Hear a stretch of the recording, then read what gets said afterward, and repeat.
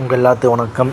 நம்ம அண்ணாமலை அவர்கள் நம்ம தாவேக கட்சியும் நாளைய முதல்வராக ஆகப்போகிற நம்ம அண்ணன் விஜய் அவர்களை தர மாதிரி கேள்வி கேட்டிருக்காரு. வேறு எதுவும் இல்லை, ஒரு இந்திய பொருளாதார பற்றியோ இல்லைன்னா உலக அடப்பை பற்றி கேள்வி கேட்கல.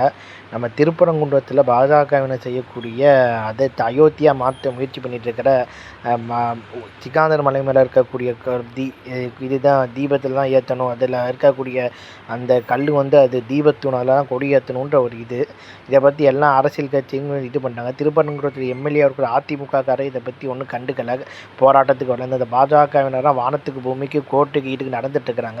ஆனால் இதை பற்றி நம்ம தாவேக கட்சி தலைவரும் விஜயும் அடுத்த நாளைய தமிழக முதல்வராக மக்கள் சென்சி கட்சி மத்தியில் இருக்கக்கூடிய விஜய் கருத்துன்னு சொல்லலையா. அவர் கருத்து சொல்லணும்னு நம்ம அண்ணாமலை ஓன்னு கத்திக்கிட்டு இருந்தார்.